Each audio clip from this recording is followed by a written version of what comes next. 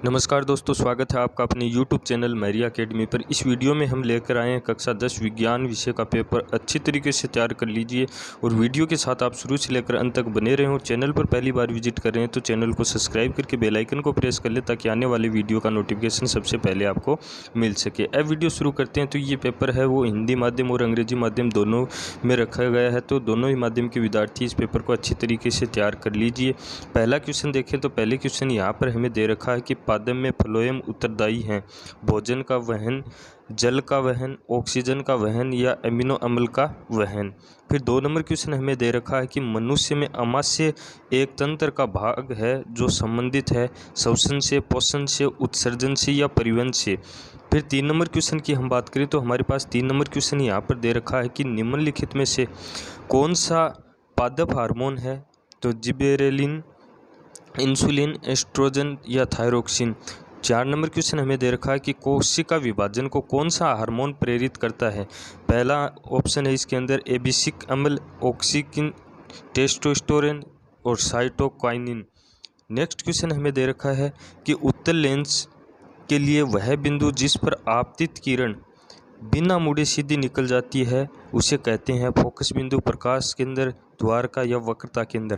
फिर next question हमें दे रखा है जब प्रकाश के परावर्तन की घटना में आपतन कोण I तथा परावर्तन कोण R में सही संबंध है, I बराबर R, I less than R, I greater than R, I not equal to R, तो जो भी ऑप्शन है वो चुनकर उसका आंसर दे सकते हैं। नेक्स्ट क्वेश्चन है विभवांतर को मापने का यंत्र है गैल्वेनोमीटर, एमीटर, वोल्टमीटर और वोल्टमीटर। फिर नेक्स्ट क्वेश्चन हमें दे रखा है किसी चालक तार के प्रतिरोध का मान निर्भर करता है उसकी लंबाई पर, उसके ताप पर, उसके अनुप्रस्थ काट के क्षेत्रफल पर या उपयुक्त सभी पर। फिर नेक्स्ट क्वेश्चन की हम बात करें तो 9 नंबर हमें क्वेश्चन यहाँ पर दे रखा है विद्युत ऊर्जा को यांत्रिक ऊर्जा में रूपांतरित करने की युक्ति को कहते हैं जनित्र, वोल्टमीटर, मोटर या एमीटर। तो ये थे जो बहुविकल्पीय क्वेश्चन है। अब नेक्स्ट क्वेश्चन है हमें दे रखा है 10 नंबर कि Fe2O3 + 2Al अभिक्रिया करवाई जाती है तो उत्पाद हमें प्राप्त होता है Al2O3 + 2Fe। ऊपर दी गई अभिक्रिया किस प्रकार की है, संयोजन अभिक्रिया, वियोजन अभिक्रिया या द्विविस्थापन या विस्थापन अभिक्रिया। नेक्स्ट क्वेश्चन हमें दे रखा है कि अपचयन का उपचार करने के लिए निम्न में से किस औषधि का उपयोग किया जाता है। तो पहला ऑप्शन है एंटीबायोटिक, एंटीसिड या एनाल्जेसिक या एंटीसेप्टिक। फिर नेक्स्ट क्वेश्चन हमें दे रखा 12 नंबर जो खाद्य पदार्थ के डिब्बों पर जिंक की बजाय टिन का लेप होता है क्योंकि टिन का अपेक्षा जिंक महंगा है, टिन की अपेक्षा जिंक अधिक अभिक्रियाशील है, टिन की अपेक्षा जिंक का गलनांक अधिक है और टिन की अपेक्षा जिंक है वो कम अभिक्रियाशील है। फिर हमें नेक्स्ट क्वेश्चन में रिक्तस्थान की पूर्ति करनी है तो नर में रिक्तस्थान हार्मोन का स्रावण होता है। 2 नंबर हमें दे रखा है अपशिष्ट उत्पादों को शरीर से बाहर निकालने के प्रक्रम को क्या कहते हैं। ओजोन परत सूर्य से आने वाली खालिस्तान से सुरक्षा प्रदान करती है, कोयला एवं पेट्रोलियम ईंधन के उदाहरण है। फिर नेक्स्ट क्वेश्चन हमें दे रखा है गोलीय दर्पण के ध्रुव व वक्रता केंद्र के बीच की दूरी आदि दूरी को क्या कहते हैं वो लिखना है। विद्युत शक्ति का मात्रक क्या होता है वो आपको बताना है। फिर नेक्स्ट क्वेश्चन हमें दे रखा है 3 नंबर है जो अति लघुरात्मक क्वेश्चन है। पहला है पचित भोजन का अवशोषण किस भाग में होता है। 2 नंबर इसके अंदर दे रखा है मधुमेह रोग हार्मोन की किस कमी से होता है। 3 नंबर हमें दे रखा है रेफ्रिजरेटर में किस रसायन का उपयोग किया जाता है। 4 नंबर दे रखा है अमृता देवी बिश्नोई राष्ट्रीय पुरस्कार किससे संबंधित है। 5 नंबर है गंगा नदी पर बने बांध का नाम आपको बताना है। फिर 6 नंबर क्वेश्चन हमें दे रखा है कि गंगा नदी पर यदि L लंबाई के चालक तार का प्रतिरोध R ओम है तो उसी तार के से 2 R ओम प्रतिरोध प्राप्त करने के लिए कितनी लंबाई का तार लेना होगा।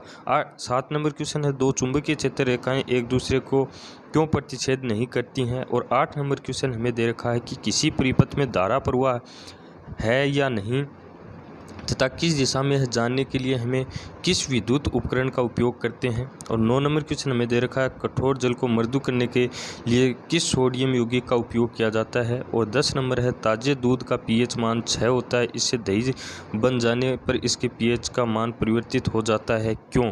फिर 11 नंबर क्वेश्चन हमें दे रखा है कि आश्रित जल विद्युत का चालक क्यों नहीं होता जबकि वर्षा जल होता है। फिर 12 नंबर है CaOCl2 यौगिक का प्रचलित नाम क्या है वो आपको लिखना है। खंड ब की बात करें तो खंड ब में आपको जो उत्तर लिखने हैं उसकी शब्द सीमा आपकी 50 रहने वाली है और 4 से 16 तक है वो खंड ब का पार्ट रहने वाला। 4 नंबर क्वेश्चन है भोजन के पाचन में लार की क्या भूमिका है वो बतानी है। प्रभावी एवं अप्रभावी लक्षण को आपको समझाना है। फिर 6 नंबर क्वेश्चन है एक संकर व द्विसंकर प्ररूप में लक्षण प्ररूप अनुपात आपको लिखना है। 7 नंबर है जैव निम्नकरणीय किसे कहते हैं। 8 नंबर है प्रकाश के अपवर्तन के नियम आपको लिखना है। 9 नंबर क्वेश्चन हमें दे रखा है कि यदि 2 ओम 3 ओम व 6 ओम के 3 प्रतिरोधकों को पार्श्व क्रम में संयोजित किया जाता है तो संयोजन की तुलना प्रतिरोध की गणना आपको करनी है।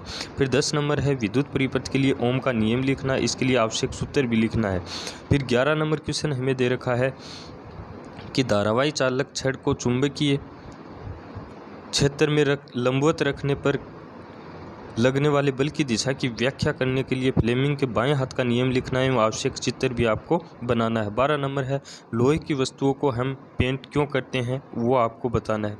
13 नंबर क्वेश्चन हमें दे रखा है कि संतुलित रासायनिक समीकरण क्या है, रासायनिक समीकरण को संतुलित करना क्यों आवश्यक है वो लिखना है। आयनिक यौगिकों का गलनांक उच्च क्यों होता है वो बताना है। 15 नंबर है तांबे के विद्युत अपघटनीय परिष्करण का नामांकित चित्र आपको बनाना है। 16 नंबर है प्रयोग द्वारा आपको समझाना कि धातु ऊष्मा के संचालक होते हैं, आवश्यक चित्र भी आपको बनाना है। फिर खंड 6 की हम बात करें तो खंड 6 के अंदर यहाँ दे रखा है वायवीय तथा अवायवीय श्वसन में क्या अंतर है वो आपको बताना है। हमारे शरीर में हीमोग्लोबिन की कमी से क्या प्रभाव पड़ेगा ये आपको बताना है।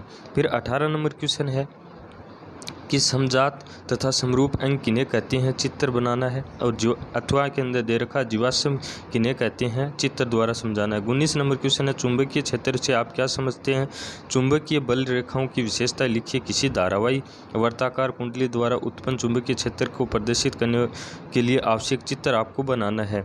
फिर इसी के अथवा में हमें क्वेश्चन दे रखा है कि विद्युत मोटर किस सिद्धांत पर कार्य करती है, आवश्यक चित्र बनाकर कार्य प्रणाली समझानी है तथा विद्युत मोटर के 2 उपयोग भी बताने हैं। 20 नंबर क्वेश्चन हमें दे रखा है जल के विद्युत अपघटन की विधि लिखिए, इसकी आवश्यक रासायनिक अभिक्रिया दीजिए तथा नामांकित चित्र भी आपको बनाना है।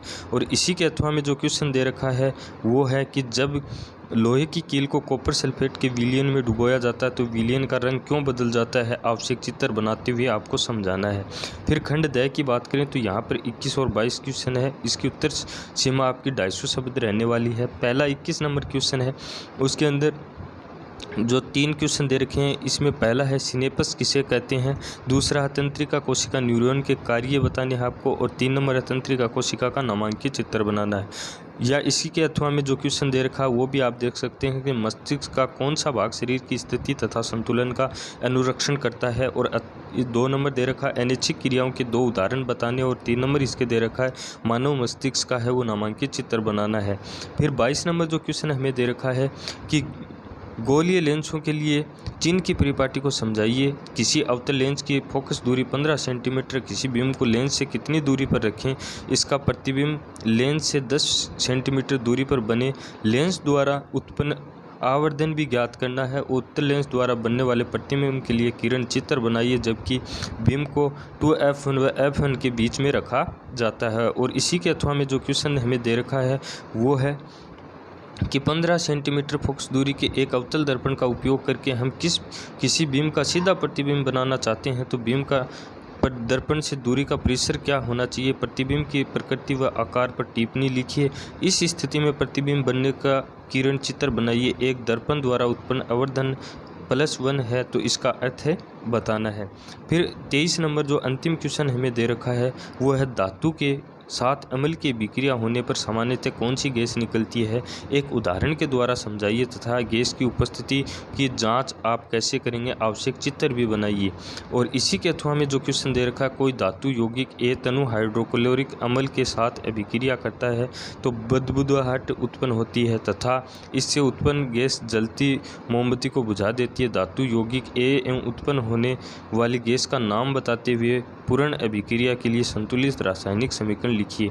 तो ये था आपका जो पेपर है कक्षा 10 विज्ञान का, अच्छी तरीके से आप तैयार कर लीजिए। और चैनल को अभी तक सब्सक्राइब नहीं किया तो सब्सक्राइब करके ज़रूर रख लीजिए ताकि आगे जो पेपर भी अपलोड होते हैं उसका नोटिफिकेशन आपको मिल सके। चैनल के साथ आप बने रहें। चैनल के साथ जुड़ने के लिए आपका धन्यवाद।